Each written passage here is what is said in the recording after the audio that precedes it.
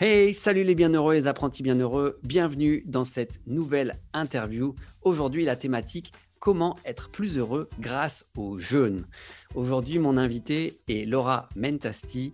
Elle est en direct du nord de la France, des Flandres exactement. Et moi, je suis en direct de la Bretagne, du Finistère Sud. Donc, si cette thématique du jeûne te parle, je t'invite tout de suite à nous regarder après ceci.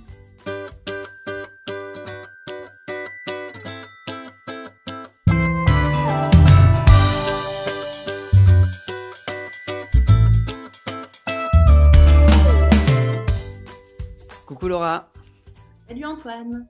comment vas-tu? Écoute, très bien, très très bien. Ok, génial. En tout cas, ça me fait super plaisir de te mettre en lumière aujourd'hui en tant que coach, thérapeute. Enfin, tu vas bien nous expliquer tout ce que tu es et tout ce que tu fais pour aider justement les bienheureux, les apprentis bienheureux à être plus équipés, mieux armés, si je puis dire, en termes de nutrition ou de non-nutrition, puisque nous allons parler du jeûne.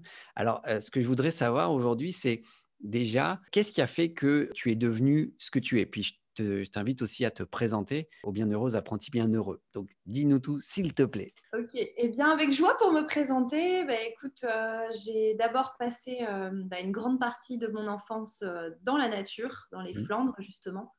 Donc, passer beaucoup de temps avec les plantes, avec les animaux, avec les végétaux. Et je me suis toujours sentie sensible à la préservation de l'environnement. Je me souviens déjà, gamine, tu vois, la maîtresse nous demandait ce que l'on aimait ou ce que l'on n'aimait pas. Et moi, c'était la pollution. Je n'aimais pas la pollution et j'aimais la nature. Donc, c'est vraiment ancré en moi cette préservation de l'environnement, d'écologie qui soit intérieure et extérieure. Et après mon enfance, finalement, eh bien, je suis partie à l'université, j'ai fait des études de sciences humaines et sociales, puis de commerce. Et j'ai intégré du développement durable dans tous mes projets, voilà, avec ce besoin de sens, de créer de l'impact, que ce soit au niveau environnemental, au niveau sociétal. Et tu vois, quand j'allais aux soirées, moi, je venais avec mes petites plantes, mes légumes. Tu étais déjà militante. Ouais, militante mais joyeuse, tu vois, sans Ouais. être trop chiante. Ouais. Et en parallèle, j'ai la chance d'avoir ma marraine qui a créé la ferme du Bec et Loin en Normandie. Ok. Je ne sais pas si ça te parle un petit peu. Oui, ça me parle, bien sûr. Un lieu de formation et d'initiation à la permaculture. Voilà, on les retrouve dans le film Demain, par exemple, dans le Mhm. chapitre agriculture. Donc j'ai passé beaucoup de temps là-bas, beaucoup de temps à rencontrer des personnes qui avaient fait des burn-out, des personnes qui étaient en reconversion professionnelle et qui avaient entre 40 et 60 ans, avec des profils parfois un peu type le Parisien, cadre qui gagne très bien sa vie, mais qui est en quête de sens. Et j'étais en master et le fait de rencontrer ces personnes, de les écouter et qu'ils m'incitent à vraiment suivre la voie du cœur et de ce que j'avais au fond des tripes a fait que je suis devenue entrepreneuse sociale. Ouais. Donc je mêlais un petit peu mes compétences et mes connaissances, que ce soit au niveau universitaire, mais aussi à travers mes passions. Et j'ai co-créé une start-up qui s'appelle Bocoloco, qui prépare des repas maison, bio, locaux de saison, dans des bocaux zéro déchet. Ok. Et j'ai fait ça pendant 3 ans et demi. D'accord. Voilà, euh, avec une casquette de marketeuse, de communicante, de commerçante, de traiteur. Je cuisinais 2 jours par semaine. Et puis aussi, je proposais des ateliers cuisine, de la fourche à la fourchette. Ok. C'est quelque chose qui me fait bien vibrer de mettre en avant les producteurs de la région, les producteurs qui prennent soin de la terre. Et voilà, j'ai fait ça pendant 3 ans et demi, jusqu'à un moment où je sentais que j'avais des soucis de santé, problèmes digestifs, baisse de tension, mes panaris, et puis ouais, une forme de surmenage. Et Mhm. j'étais tellement passionnée par ce que je faisais que je ne m'en rendais pas compte. Et effectivement, mon médecin m'a dit, bah là, il est temps de vous poser. Vous faites C'était un léger burn-out en fait. Voilà. Ok. Ouais, Et donc, t'as quand même eu un burn-out, quoi, on va dire. ouais, Ok. c'est ça. Donc, suite à ce burn-out, en fait, j'ai eu un déclic et là, j'ai décidé de jeûner. Ok.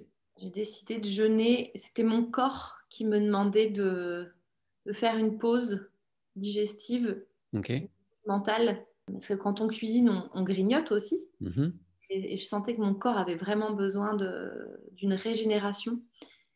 Et voilà, et là, ça a été un vrai déclic. Et progressivement, j'ai décidé de changer de voie et de devenir coach naturopathe. Ok. Ça a été le début, en fait. Ça a été le début d'un nouveau chemin. Ce jeûne, j'ai pu me régénérer, j'ai pu être au contact des éléments. Je vous parlerai tout à l'heure des bienfaits. Ouais. Euh, En et- tout cas, toi, ça t'a amené une clarté d'esprit à ce moment-là. Le oui, fait de jeûner, ça t'a amené à te dire, bah, ça, c'est évident, c'est ça que j'ai envie de créer aujourd'hui dans ma vie. c'est ça. Ok. Et suite à cela, je suis partie en Inde. Ok. Jeune. J'ai fait une cure ayurvédique, donc encore un nettoyage profond, encore une régénération. Et la troisième étape, ça a été la Laponie. C'était un voyage initiatique, en fait, la Ok. Et Laponie. alors, t'es parti faire quoi en Laponie? J'avais un ami guide nature sauvage qui vivait là-bas, Ouais. qui m'avait invité. Donc j'y suis allée un petit peu comme ça, en suivant mon intuition. J'ai vécu une semaine avec lui et il m'a appris à allumer le feu avec des pierres, beaucoup de techniques survivalisme, Ok. quelque chose que j'aime beaucoup. Après l'équinoxe du printemps, donc c'était au mois de mars, on avait dormi dans une tente plein milieu de la nature avec la pleine lune et on a eu une tempête la nuit. Ok. On a eu une tempête et à ce moment-là, j'ai eu l'impression que c'était encore une fois une vraie purification, Ok. un nettoyage hyper profond qui allait même au-delà de ce que j'ai pu vivre ici sur Terre, Ok. qui nettoyait aussi même ce qu'avait pu vivre ma mère, mes grands-mères, enfin toute ma lignée maternelle. Et le lendemain de cette tempête, je lui ai dit, bah, écoute, maintenant, je vais partir à la rencontre des peuples premiers, les Samis. Ok. C'était mon intention du voyage, c'était vraiment ça. Et puis de me conforter dans ma mission de vie. Et C'est donc, pas un film, hein, c'est la vraie. et donc tu les as trouvés, les Samis? Eh bien oui. Ouais, je les ai rencontrés et en fait, ils m'ont appris enfin, ils m'ont expliqué un petit peu leur culture. J'ai pu découvrir qu'ils savaient chasser, qu'ils savaient pêcher, cueillir des plantes sauvages, qu'ils étaient vraiment en contact avec la nature sauvage, avec les éléments, avec les animaux aussi. Est-ce qu'il y avait un aspect chamanique? Oui, d'une certaine façon, ils sont tellement connectés à la nature que qu'en fait, oui, certains d'entre eux sont des chamans. Hmm. Ils prennent tellement soin de la terre, ça vibre vraiment. Et en fait, tu vois, cette vibration que j'ai pu ressentir grâce aux Samis, grâce à la nature sauvage, j'ai pu aussi la vivre pendant le jeûne. Et en fait, le jeûne, c'est vraiment un retour à soi et à sa nature sauvage. Ok. Voilà, j'aime bien faire le lien entre la vibration qui est liée à l'extérieur, à la nature, aux éléments, mais qui est aussi étroitement liée à nous. Et pendant un jeûne, étant donné qu'on ne digère plus, on utilise, parce que la digestion, il faut savoir que c'est 30% de notre énergie, Ouais. et on utilise 30% de notre énergie. Quand on ne digère plus, eh bien, on se recentre en profondeur sur soi. Et c'est là qu'il y a des prises de conscience qui arrivent. Un jeûne, c'est aussi une forme de voyage initiatique, comme j'ai pu Ok. le vivre en Ouais. Laponie finalement. Ok. Voilà par rapport à mon histoire. Et puis quand je suis rentrée, eh bien, j'ai entamé cette formation et je suis diplômée depuis pas très longtemps, Ouais. mais Ouais. j'adore accompagner les personnes à justement retrouver cette flamme qui est là à l'intérieur et à aller vers une santé optimale. Et des outils que j'utilise, eh bien, c'est le jeûne. Ok. Et alors, donc, justement, en quoi le jeûne peut permettre aux personnes qui regardent cette vidéo d'être plus heureux, d'être mieux dans leur peau? Oui. Comme je vous disais, la digestion utilise 30% de notre énergie. Donc, quand on ne digère plus, on fait une pause digestive. Mhm. On est aussi dans une pause mentale et, si possible, une détox digitale. Donc, ce qui fait qu'il y a un vrai nettoyage, une vraie régénération. Et déjà, après un jour ou deux, il y a un sentiment de légèreté. Ok. Tu vois. Et c'est un peu l'image du sac à dos d'une personne qui part en randonnée Mhm. avec un sac à dos lourd, tu vois, dans la montagne. Elle va apprécier, mais elle va se sentir un peu plus fatiguée. Alors que si elle part avec un sac à dos léger, elle va davantage apprécier sa balade. Et le jeûne, c'est un peu ça, ouais. Donc, un, je dirais la légèreté. Deux, ça va être aussi plus une raison spirituelle, hein, comme je vous l'ai dit tout à l'heure. Il y a une vraie reconnexion à soi et donc à sa mission de vie Ouais. aussi. Et donc un alignement cœur, corps, esprit. Et j'adore accompagner les personnes pendant ces séjours en présentiel ou en Parce distanciel. que ça, en plus, c'est ce que, enfin, tu m'en parlais avant hors caméra, et là, c'est vrai que tu l'as pas évoqué pendant ton voyage avec et ta connexion avec les Samis. À un moment, tu t'es posé cette question de quelle est ma mission de vie ou de te réconforter. Est-ce que ça, tu veux bien partager ton expérience dont tu me parlais, ce qui a fait que tu t'es posé à un endroit bien spécifique? Oui, oui, ouais, ouais, j'étais avec plaisir. Mhm. J'étais face à un fjord. C'était au mois de mars et là, il y avait des milliers d'oiseaux qui migraient, qui venaient d'Afrique du Sud. Ok.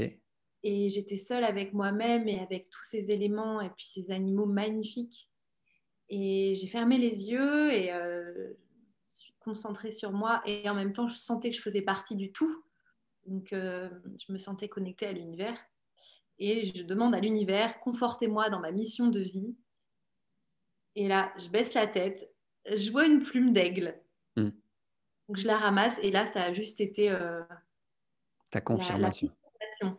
Ouais. La confirmation de ma mission de vie, de devenir thérapeute et d'accompagner les personnes à trouver, aller vers une santé optimale, à se régénérer, aller vers une forme de purification aussi. Hmm. Parce qu'un de mes animaux médecine, c'est le héron.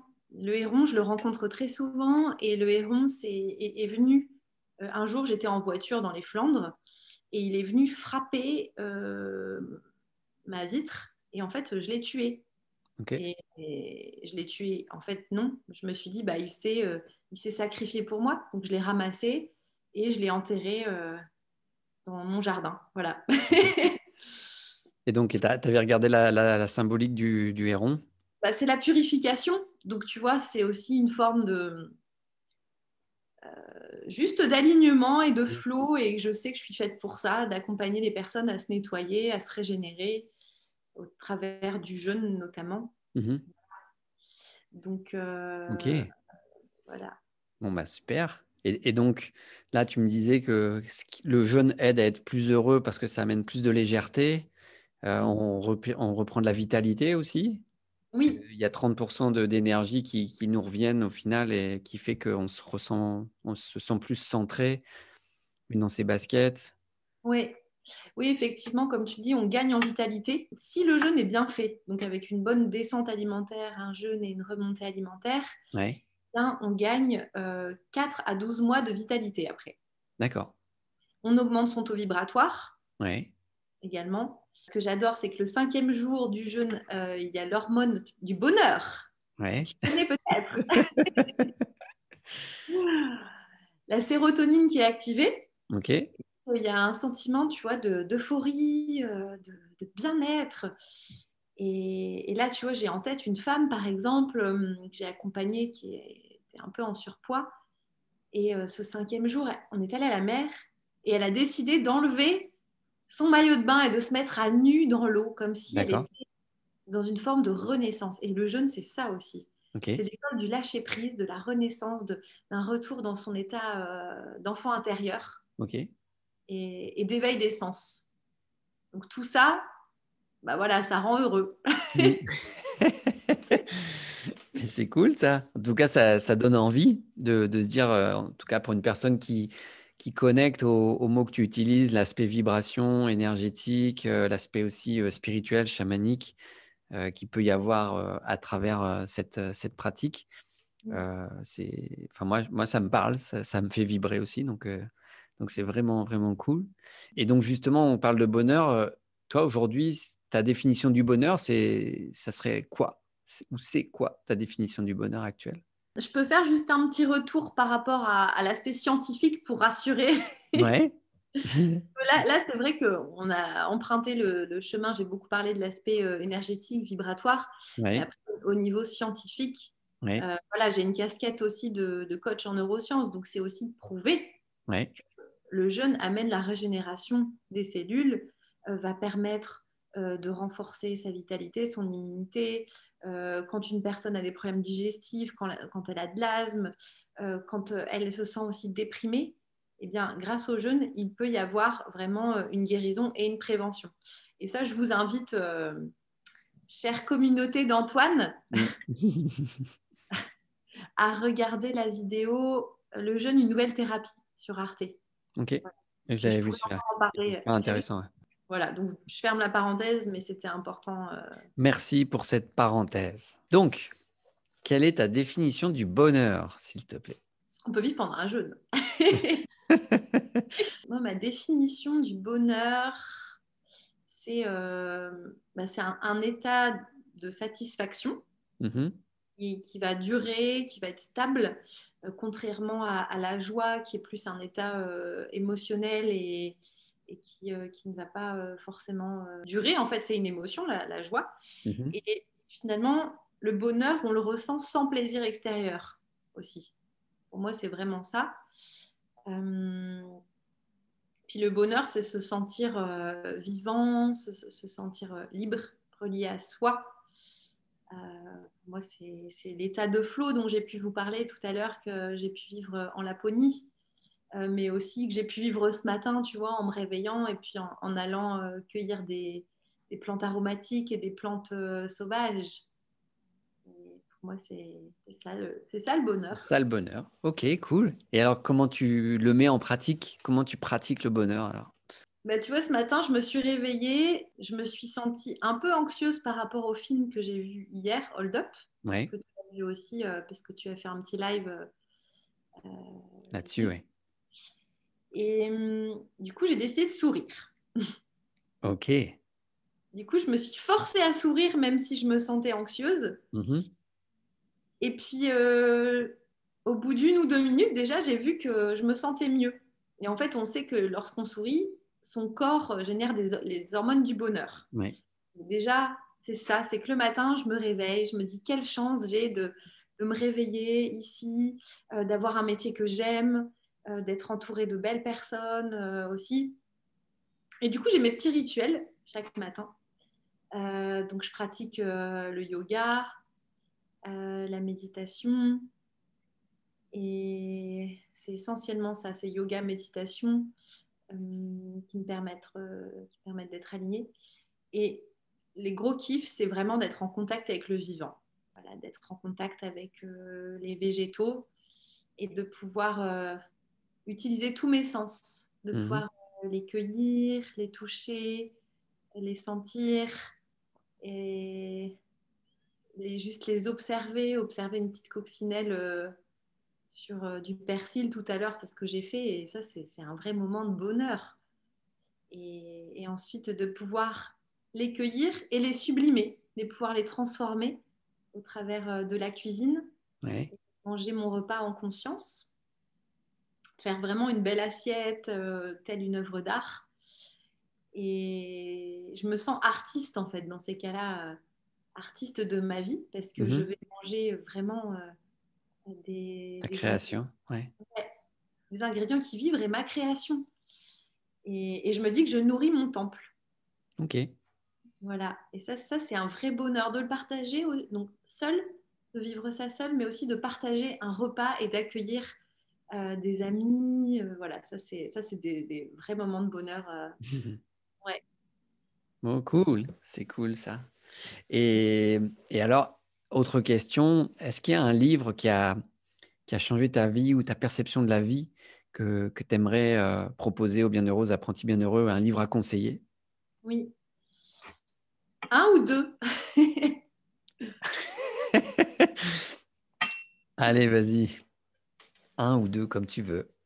Ok, bah je vais en parler de deux parce que pour moi, c'est deux bibles. Ok. Le premier, ce serait Le pouvoir du moment présent d'Edgar Tolle. Ok. Ça a été un guide d'éveil spirituel, voilà, où j'ai appris que je pouvais mieux vivre en profitant de l'instant présent, en étant déconnectée du Mhm. mental, mais en étant conscient de ma pensée Mhm. de ma façon de penser. Ça a été, ouais. Je me souviens que c'est la maman d'un ex-petit ami qui me l'a offert. On était en pleine montagne et elle m'a offert ce livre et ça m'a vraiment bien accompagnée et il continue de m'accompagner. Donc ça, c'est le premier livre. Oui. Et puis le deuxième livre, je l'ai lu il y a 2 ans à peu près. C'est La femme optimale de Miranda Gray. Ok. T'en as entendu parler ou Non, ça ne me parle pas encore. J'irai regarder ça. qui s'adresse aussi bien aux femmes qu'aux hommes, Ok. parce qu'en fait, elle explique que voilà, chaque femme a un cycle menstruel Ouais. qui peut être perçu plutôt comme un désagrément Mhm. que comme une source d'épanouissement personnel. Et dans son livre, elle nous explique que nos sociétés occidentales ne prennent pas en compte cette fluctuation, Mhm. qui est une fluctuation au niveau des hormones et donc au niveau de notre état émotionnel, nos comportements. Et du coup, elle va nous donner des clés dans son livre sur comment fonctionne ce cycle, comment l'utiliser à bon escient pour être une femme optimale, Ok. en résumé. Donc, il y a, par exemple, la première semaine, elle explique que c'est un moment plutôt introspectif, tu vois, la première semaine de lune. Et Ok. donc, à ce moment-là, il est conseillé pour la femme de plutôt être dans une forme de recul, de prendre son temps, de se cocooner. Et ce qui est intéressant, c'est que quand l'homme comprend, par exemple, que sa femme est dans cette période, eh bien, il va aussi, lui, pouvoir se dire, là, elle aura peut-être besoin de plus de soutien. Mhm. Alors que la troisième semaine, la femme, là, est en pleine période d'ovulation, donc elle a envie davantage de faire l'amour, de rencontrer des personnes. Et on dit que c'est l'archétype, là, elle va être optimale pour être maman. Donc Ok. là, elle va pouvoir prendre soin vraiment des autres, de ses enfants, voilà. Et, et quand j'ai pris conscience, en fait, de ces différentes, de ce cycle, eh bien, j'ai appris à plus m'écouter. Et en tant qu'indépendante, par exemple, le premier jour de mes lunes, eh bien, je décide de ne pas travailler. Ok. Voilà. Et comme je décide de ne pas travailler et de m'écouter, j'aurai plus d'énergie pour les semaines d'après. Ok. Et ça me parle beaucoup parce que c'est aussi un livre qui est fondé sur la connaissance ancestrale. Aussi, En tout cas, super intéressant aussi. oui. Merci beaucoup pour ces deux partages. Avec plaisir. Alors, dis-nous maintenant, Laura, pour les bienheureux, les apprentis bienheureux qui veulent faire ta connaissance ou qui veulent se connecter à toi, qui veulent peut-être même participer à un jeûne parce que tu organises des stages, des ateliers, tu connectes autour de la thématique, la nutrition et de la conscience, ou en tout cas et du jeûne et de la nutrition. Donc, est-ce que déjà tu as un site internet? Oui, tout à Oui. fait. Ok. Et qui s'appelle? Vivante. Ok. Vivante.com, ok, qui s'adresse juste en dessous, donc ça c'est parfait. Est-ce que tu as été un peu sur les réseaux sociaux ou tu es bien sur les réseaux sociaux? Où est-ce qu'on peut te trouver? Peut-être Facebook, Instagram, des choses comme ça. Ouais, je suis sur Facebook. Donc, Oui, pour l'instant, voilà, ça s'appelle Laura Mentasti, oui, MENTSTI, oui. naturopathie, coaching et méditation. Ok, Voilà. génial. Est-ce que tu as peut-être une chaîne YouTube ou peut-être pas encore à ce jour, mais Non, pas à ce jour, peut-être par la suite. peut-être par la suite. Ok. En tout cas, là, aujourd'hui, on peut se connecter via ton site, via Facebook, pour prendre des informations, pour connecter, pratiquer, et ainsi de suite. Donc, c'est cool. Est-ce que Laura, tu as envie d'ajouter quelque chose pour terminer, pour clôturer? Oui, oui, oui. Là, je suis en train de développer un kit, le kit du parfait jeûneur. Ok. Donc voilà, pour les fêtes de fin d'année, ça peut être l'occasion d'offrir un petit kit avec dedans des tisanes détox, tout le matériel nécessaire pour jeûner, un livret d'accompagnement au jeûne. Ouais. Voilà, donc ça je peux. Et puis, tu t'organises aussi parce que là, actuellement, dans la situation Covid, tu t'organises aussi, tu commences à organiser des jeûnes et des accompagnements aux jeûnes à distance. Oui, ouais, Ça, tout à des fait, ateliers virtuels. c'est ça. Ok. En collectif, donc Ouais. avec une petite tribu. où il y a plusieurs activités proposées, donc yoga, méditation, conférences interactives où on parle du jeûne, de la santé au naturel. Voilà, je donne aussi des petits tips pour des recettes de bouillon. Et puis j'accompagne également, je vous parlais tout à l'heure de la descente alimentaire et de la remontée alimentaire, et j'accompagne aussi sur ces deux phases avec un livret sur l'alimentation avec des petites recettes. Voilà. Ok, bon bah super cool, merci beaucoup. Donc dans tous les cas, les bienheureux, les apprentis bienheureux, tu aimes cette vidéo, je t'invite tout de suite à la liker, à mettre un pouce, à t'abonner aussi à la chaîne, enfin en tout cas à la page de Laura et puis aussi à la mienne, Antoine et le Bonheur. Merci encore pour tes commentaires, tes partages et puis je t'invite encore à partager et en tout cas à pratiquer le bonheur pour un monde intérieur meilleur. Je te dis à très bientôt pour une prochaine vidéo et puis à bientôt Laura. Ciao, bye bye.